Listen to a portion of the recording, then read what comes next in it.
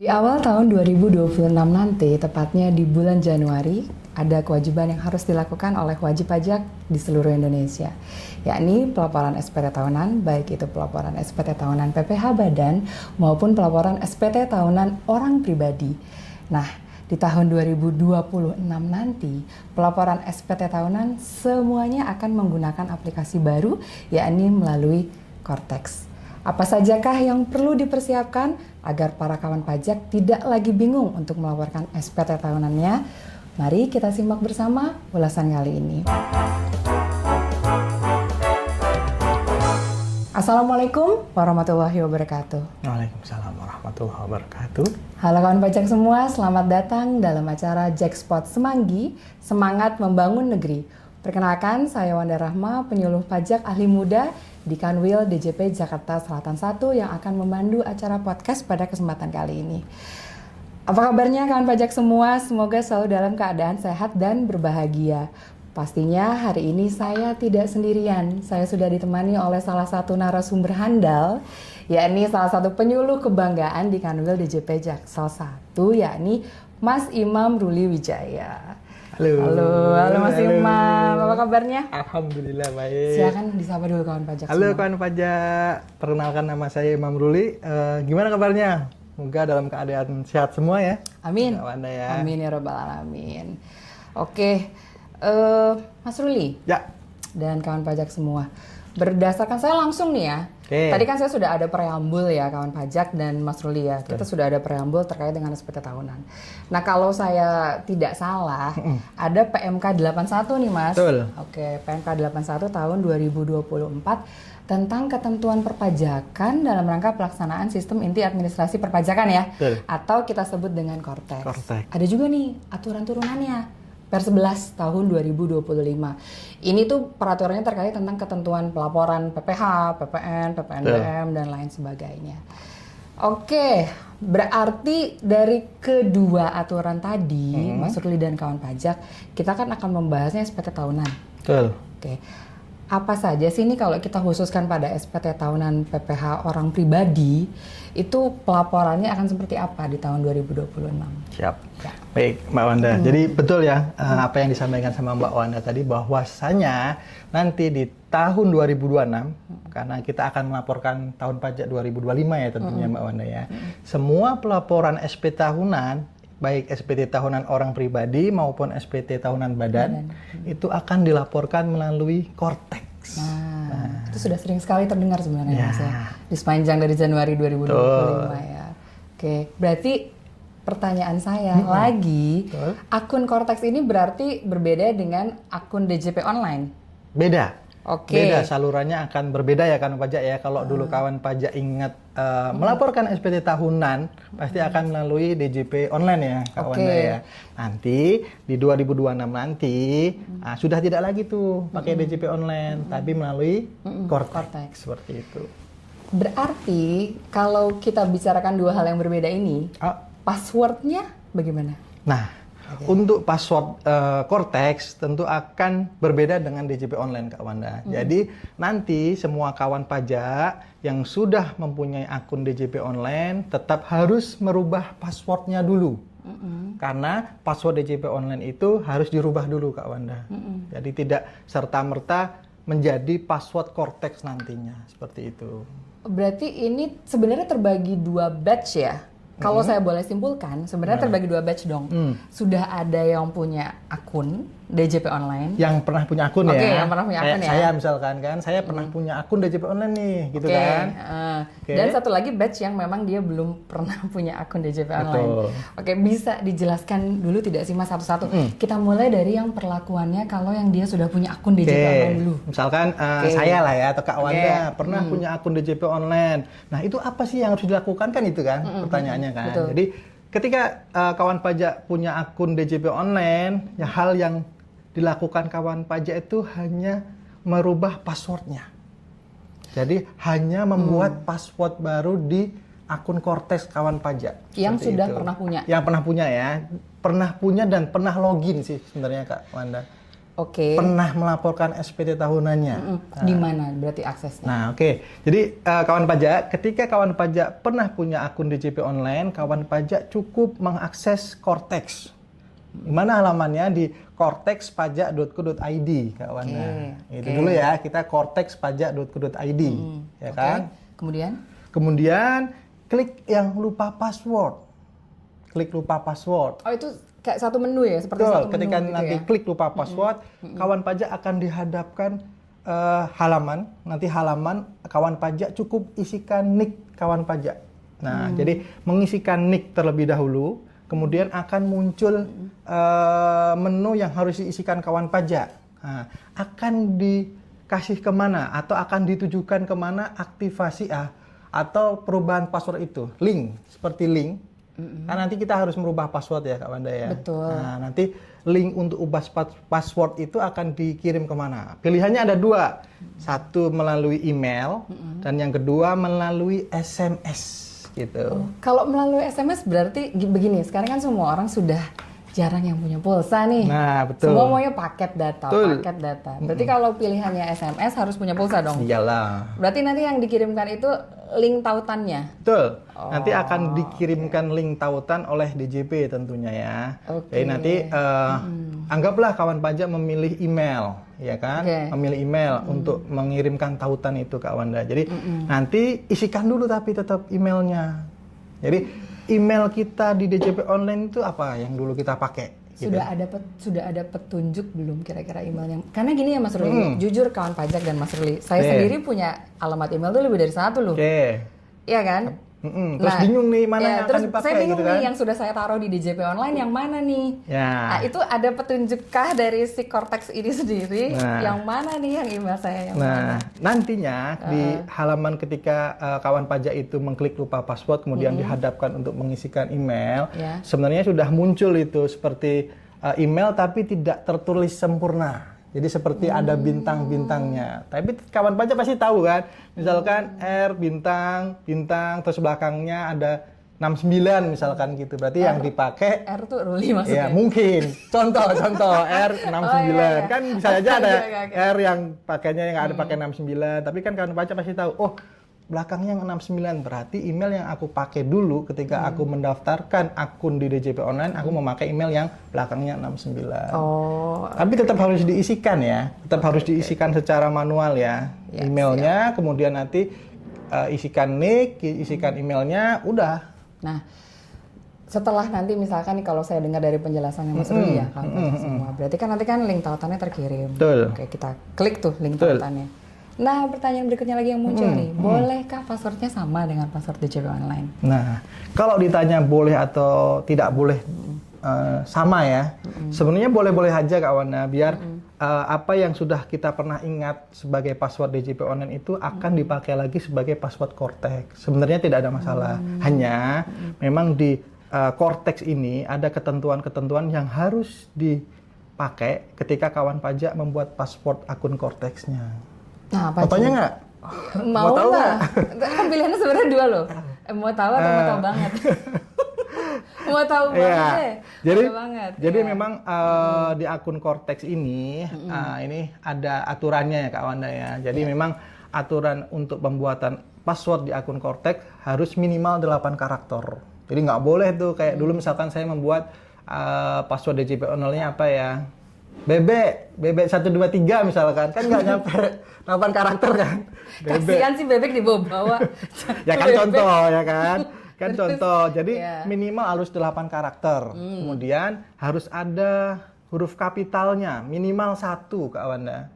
Jadi kalau dulu kan mungkin kita bikin DJP online kan nggak harus ada ketentuan itu ya. Yang penting terbikin passwordnya. Kalau di sini memang harus ada ketentuan minimal 8 karakter, kemudian minimal 1 huruf kapital dan minimal 1 huruf kecil. Jadi nggak boleh juga semua kapital, nggak boleh juga. Tuh, tetap harus ada huruf kombinasi lah antara huruf besar dan huruf kecil. Kemudian harus juga ada angka. Ada angka berarti di situ. Kemudian yang paling penting harus ada karakter khusus Kak Wanda. Karakter khusus tuh banyak Mas? Banyak. Semuanya boleh? Pokoknya nggak boleh pakai dolar. Nggak boleh pakai dolar sama nggak boleh pakai petik ya. Apostrofi ya? Apostrof kali ya, sama garis miring. Garis miring. Kalau atau kan gini nih. Kalau garis miring yang slash dibalik atau dibalik itu yang nggak boleh. Jadi kalau saran saya yang paling gampang kan pasti pagar, ya kan, pagar dan gitu boleh. Cuma kalau dolar terus petik satu sama garis miring yang ke slash itu tidak boleh memang. Baik. Itu. Oke. Tuh saya lupa tapi password DJP online saya apa? Ya karena memang penggunaannya setahun sekali ya. Nah itu dia, betul. Hanya digunakan setahun Makanya sekali. kalau saran saya pribadi pun ketika nanti kawan pajak mengubah password di Cortex, saran saya juga disamakan saja, tapi ya itu tadi tetap harus mengacu pada ketentuan yang berlaku di Cortex. Begini, gitu. Ini kan kalau ternyata, saya mau tanya lagi nih, kalau misalkan ternyata dia sudah ganti email, tadi kan hanya lupa, hanya lupa email lah katakanlah, karena emailnya banyak. Kalau ini memang benar sudah terganti, atau nomor handphonenya juga sudah ganti, kan banyak kawan pajak yang sebenarnya tidak stick hanya pada satu nomor handphone kan? Betul kan? Betul. When they get bored, they just like throw it away. Yes. Nah, seperti itu.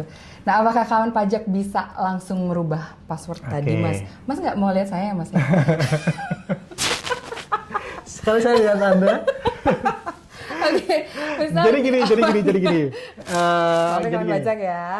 Jadi email itu tidak serta-merta boleh diganti bebas oleh kawan pajak. Jadi tidak bisa? Tidak bisa. Karena apa? Karena itu memang mengunci. Takutnya seperti ini. Saya bukan punya akun Cortex seseorang lah. Misalkan akun Kak Wanda, ya kan? Saya ganti emailnya, saya bikin email baru. Saya ketik email yang saya bikin. Nanti akun Cortex Kak Wanda bisa aku akses. Seperti itu kan tentunya kan. Jadi email tetap dikunci sama si Cortex. Kalau emailnya yang bersangkutan lupa, udah yang lupa tuh yang dulu apa nih, atau yang email yang lama sudah nggak bisa diakses nih kawan pajak. Nah itu kawan pajak tetap harus datang ke KPP sih Kak Wanda. KPP sekali aja untuk mengganti email yang terdaftar di Cortex kawan pajak seperti itu. KPP itu ada dua loh. KPP terdaftar dan KPP terdekat. Nah itu tuh. Jadi KPP mana nih? Kalau dulu kan apa-apa harus diurus di KPP terdaftar gitu kan. Segala macam permasalahan kebanyakan kan seperti itu kalau dulu ya. Dengan adanya Cortex ini cakepnya menganut sistem cakep. Borderless. Borderless. Sama kita tos. Ngomongnya samaan kita. Oh iya. Borderless, oke. Borderless. Jadi memang kawan pajak tidak harus datang ke KPP terdaftar. Jadi kawan pajak bisa datang di KPP terdekat saja seperti itu. Jadi cukup datang ke KPP terdekat. Datang membawa KTP, kemudian mengisi formulir perubahan email, sudah deh. Ya nanti diganti emailnya sama KPP itu. Berarti ini sudah jelas sekali ya, gampang pajak kan? Ya. Gampang, simple. Oke, sekarang berarti karena tadi sudah dibahas untuk yang punya akun DJP online. Betul. Oke, sekarang masuk nih kita ke batch yang dia tidak pernah login di akun DJP online. Otomatis senalarnya saya nih Mas Rudi. Berarti tidak ada nomor email, tidak ada nomor handphone ataupun tidak ada alamat email, justru kosong semua kan justru. Betul. Sebelum jawab, silakan saya sebagai tuan rumah yang baik, silakan diminum dulu. Ayo. Oke, kita cheers dulu. Aduh, kopinya. Drink. Terima kasih. Bismillah. Minum kawan pajak. Bismillah Mas. Alhamdulillah. Gimana? Silakan dijelaskan bagaimana kalau justru email dan nomor teleponnya tuh kosong. Nggak ada ya ketika klik itu ya. Jadi betul, ketika seseorang itu belum pernah terregistrasi di DJP online, tentunya email dan nomor telepon tidak ada, Kak Wanda. Nah, itu nanti kawan pajak harus melakukan namanya aktivasi akun wajib pajak, Kak Wanda. Melakukan aktivasi akun itu beda tombol yang diklik wajib pajak beda. Jadi di situ kalau tadi kan ketika seseorang pernah punya akun cukup melakukan ubah password ya Kak Wanda ya. Tapi ketika seseorang itu belum pernah punya akun DJP online, kawan pajak harus melakukan aktivasi akun Cortex. Jadi diklik di aktivasi akun wajib pajak itu nanti di paling bawah sih seingat saya. Nah, nanti kawan pajak masukkan apakah si kawan pajak itu pernah punya NPWP ya, berarti kan pernah punya NPWP ya. Kemudian kawan pajak cukup masukkan NIK juga. Jadi tetap masukkan NIK agar NIK itu bisa nyangkut tuh di data servernya si Cortex gitu loh. Jadi fungsi aktivasi ini agar NIK-nya kawan pajak itu bisa terbaca di Cortex DJP seperti itu.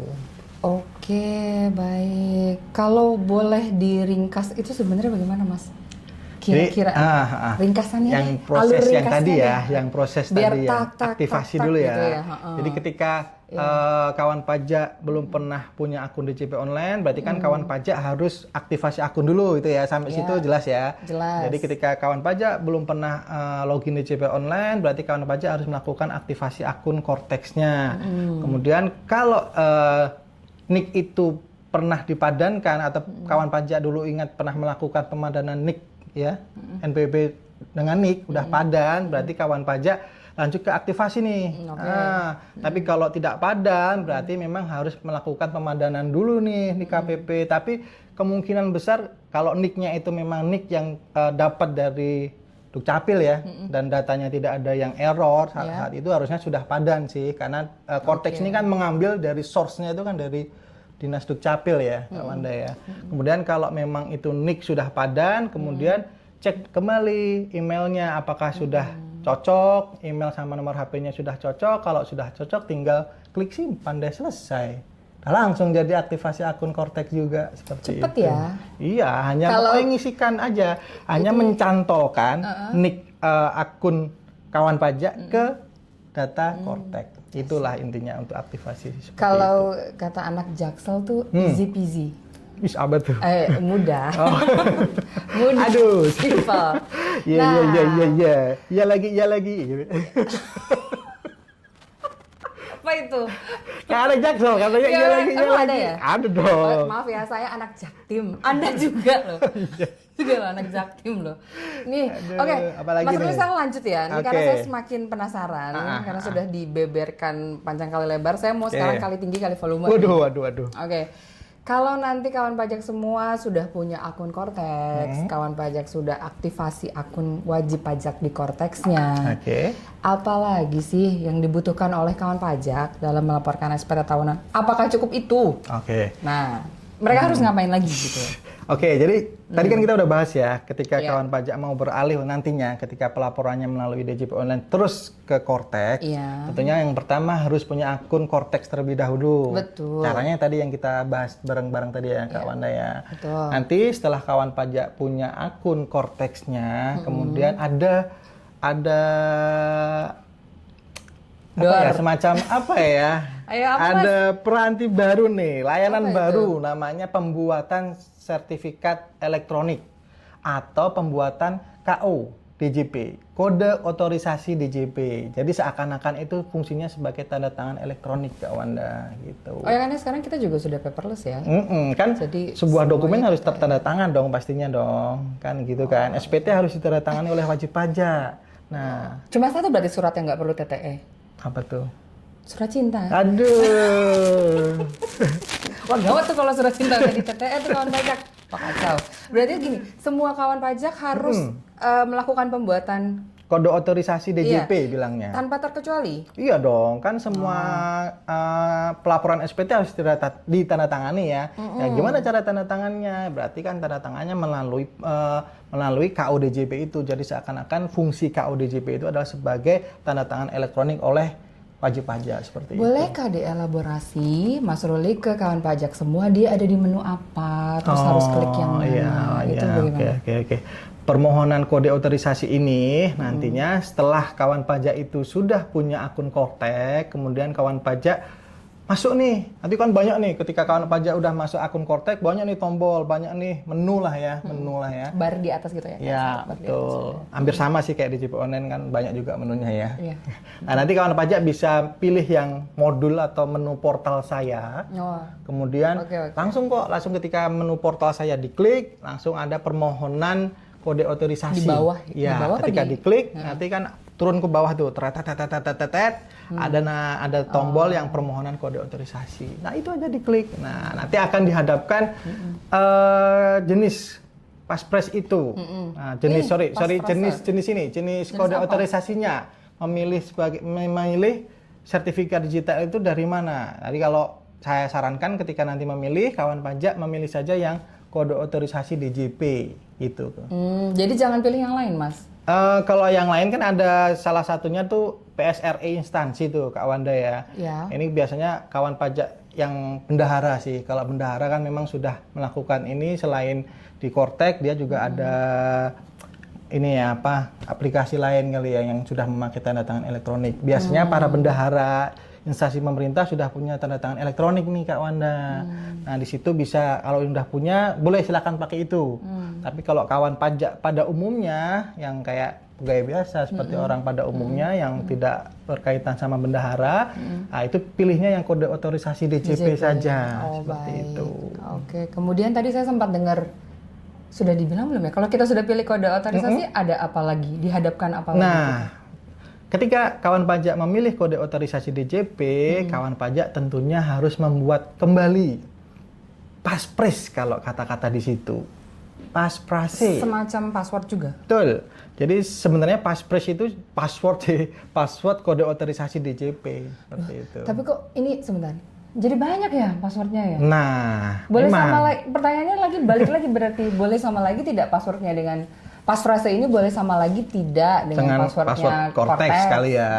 Nah, boleh, kalau ditanya boleh nggak sama boleh, tapi memang kembali lagi harus mengacu dengan aturan untuk pembuatan password. Tentunya yang tadi saya sebut tadi ya, minimal 8 karakter, kemudian harus ada kapitalnya, harus ada huruf kecilnya, dan harus ada huruf harus ada angka dan harus ada karakter khusus.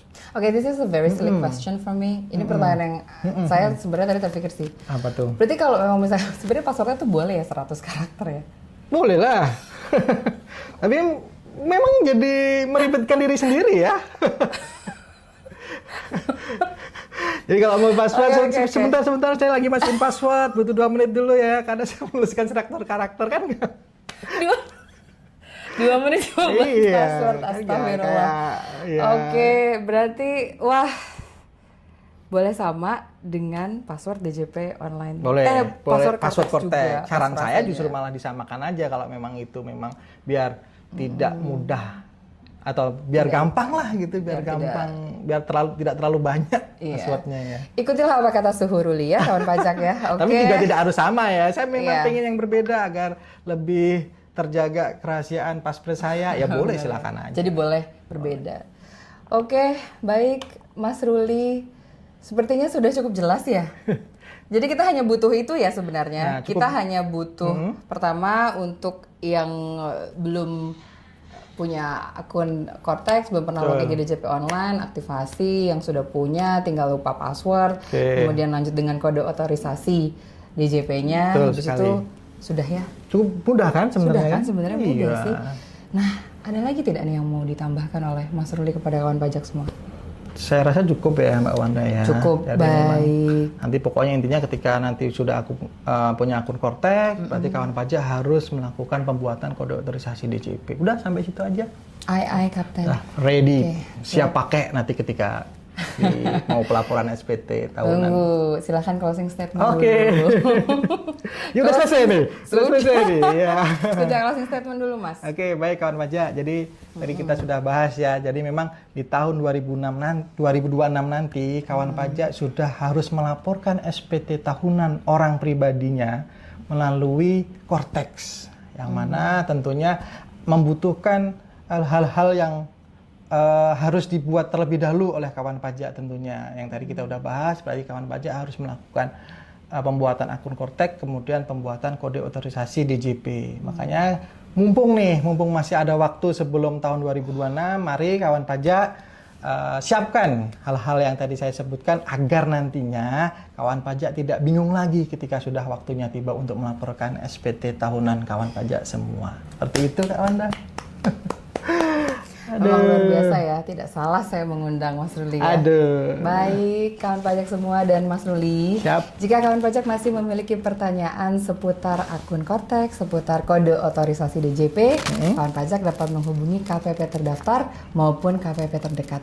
Jangan lupa kita juga punya yang namanya hotline ya, kering pajak di 1.500-200, ataupun kawan pajak bisa menghubungi atau berkomentar di media sosial resmi lainnya di Twitter ataupun Instagram. Baik, kami selaku tim penyuluh Kanwil DJP Jakarta Selatan 1 mengucapkan terima kasih dan mohon maaf sebesar-besarnya atas segala kekurangan selama podcast ini berlangsung. Sampai jumpa di podcast kami berikutnya. Tetap jaga kesehatan dan jangan lupa untuk selalu bahagia. Stop, saya mau pantun. Ais, Ya. cakep. Oh, belum ya? Tolong di-support ya Siap, pantunnya siap, ya. siap. Kawan pajak di rumah juga support loh, cakepnya. Siap? Oke. Bang Ruli orangnya gagah. Terima kasih. Aduh, kalau berjalan pasti pakai sepatu. Wabillahi taufiq wal hidayah. Wassalamualaikum warahmatullahi wabarakatuh. Pajak tumbuh, Indonesia tangguh. Dadah.